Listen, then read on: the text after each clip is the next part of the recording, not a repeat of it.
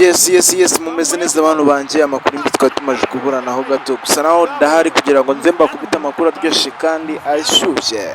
Tukaba turi mu ntangiriro z'ukwezi kwa 12, ndakwifuza kuzasoza umwaka uryoshye kandi umeze po, wowe n'umuryango wawe ndetse n'abakunda bose n'abaturarwanda muri rusange. Nk'abanyempano media turi hano kugira ngo tubagezeho amakuru y'imikino, tukaba tugiye gutangira icyumweru kiryoshye tuba turimo twiteguramo derby ya APR FC ndetse na Rayon Sport. Amakuru yose ntabwo turi buze kwizigagaho, dore yuko tubanje gushimira wowe wabanye natwe ukanda subscribe, ugakanda like, share na comment, ni nk'ikome waduhaye. Amakuru yacu turere mu ikipe ya APR FC yandikiye Rwanda Premier League isaba ko umukino w'umunsi wa 12 wa shampiyona igomba guhuramo na Police FC wasubikwa. Aya makipe yombi yagombaga guhura tariki ya 4 Ukuboza 2024, mbere yuko ikipe y'ingabo z'igihugu ihura na Rayon Sport ku wa gatandatu tariki ya 7 Ukuboza. Ikipe ya APR FC yasubitse umukino yarifitanye ikipe ya Police. Ibi bisobanuye iki? Ibi ngibi birimo biragenda bijujura cyangwa se bigaragaza ishusho y'uko derby ikipe ya APR FC ishobora gukina ikipe ya Rayon Sport ishobora kuzahinduka. Turacyategereje umwanzuro wa Rwanda Premier League kugira ngo tuze kumenya uko tuza kubara ino derby, turayibona cyangwa ntituyibona. Uko ubyumva nanjye niko ndi kubyumva, gusa amakuru ufite yizewe ino derby 30% ishobora kuzaba, ariko nanone 40% amahirwe ari yuko yakwimurwa.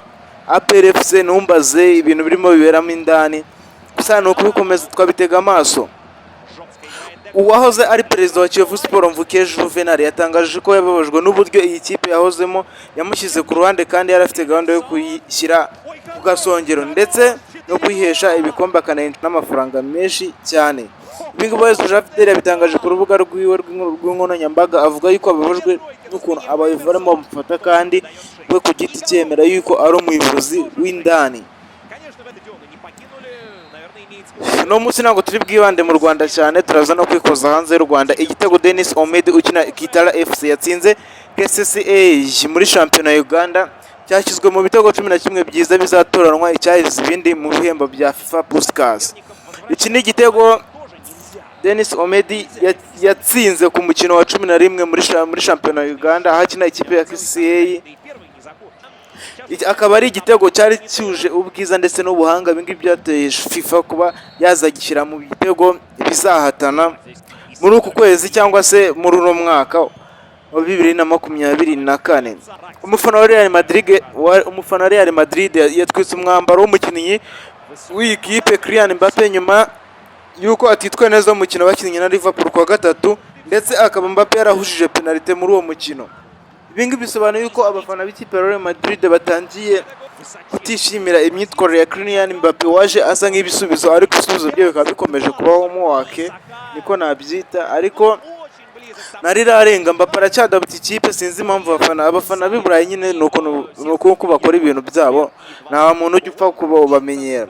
Umutoza mucya wa Manchester United Ruben Amorim yashimiye gutsinda umukino we wa mbere kuri Old Trafford aho batsinze Bordeaux ibitego 3-2 muri Europa League. Perezida mu kipe y'igihugu ya Argentina na Inter Miami muri Leta Zunze Ubumwe za Amerika Lionel Messi ari mu rutonde rw'abakinnyi bahatanira igihembo cy'uwitwaye neza kurusha abandi muri mwaka 2024.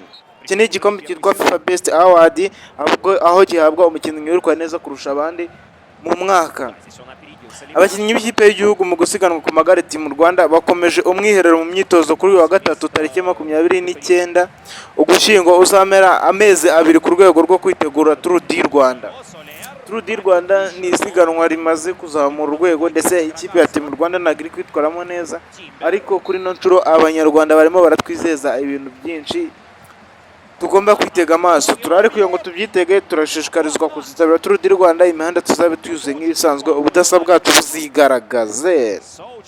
APR FC Women Basketball Club iri kwitegura guhagarara u Rwanda mu mikino ya Africa Women Basketball League yazanye Kaiza Bell wamamaye mu ikipe ya Las Vegas Ice muri NBA y'abagore nyuma yo kwegukana umudari we wa 4 ku rwego rw'isi ku giti cye. Max Verstappen ukina mu ikipe ya Red Bull yahinduye umuvuno. Uyu musore w'imyaka 27 aribanda ku gufasha ikipe yo kwegukana igikombe cy'amakipe Construction Titre muri Qatar Grand Prix. Iri siganwa rizaba muri uku kwezi kwa 12. wakoze kubana natwe ku Isano Media, turagushikaza ukanda subscribe. Zari incamake z'amakuru ya siporo agezweho. This is update, dutangire kimwe tunezerewe inshallah umwaka mushya.